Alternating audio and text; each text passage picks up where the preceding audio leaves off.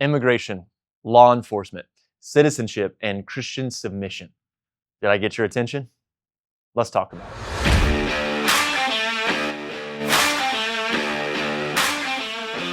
Emotions are high, but here are biblical truths as well as general wisdom we all should agree on, though it may be difficult to.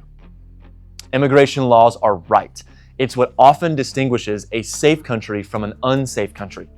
A government should have borders for the protection of its citizens. Citizens should expect their government to enforce those laws.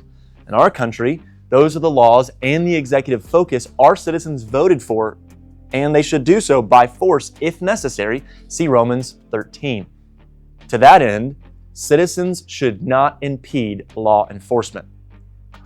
The typical posture Christians are to take in regard to their relationship with their government is submission to its God-given authority, even if there is significant disagreement. This posture gives witness to Christ and entrusts God to repay should the government engage in evil actions. See 1 Peter 2, 13 through 17, and Romans 12, 18 through 21. Unfortunately, immigration enforcement officers may not always act lawfully, and unlawful actions should be justly tried. Lawless anarchy, like the destruction of buildings, the illogical generalization of all law enforcement officials, that's ungodly, and it's an ungodly response. Witnesses and trial is a biblical expectation. Citizens with cameras who are not obstructing law enforcement and law enforcement body cameras are a good thing. However, they don't always capture context and angles matter, so be careful joining the mob should something bad happen. Citizens should not expect law enforcement to follow a code of conduct that is not a code of conduct. If not a law enforcement should be able to hide their faces should they deem it necessary for personal safety. Yeah, you heard that correctly.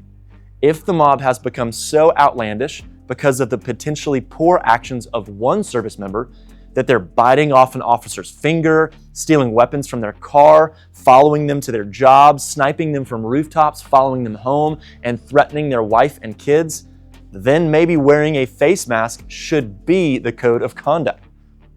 Again, citizens should not impede law enforcement, and in the case an officer breaks the law they've sworn to uphold, recording and reporting is proper measure, not rioting. Officers appearing to act unjustly should be tried by an unbiased jury of citizens according to laws those citizens had voted for. In all these things, citizens can and should exercise their right to vote to help determine future leaders and laws. And Christians are called to pray for the leaders we like and those we don't, that we may lead a peaceful and quiet life, godly and dignified in every way. So Christians, pray, submit, vote, and trust God with your life.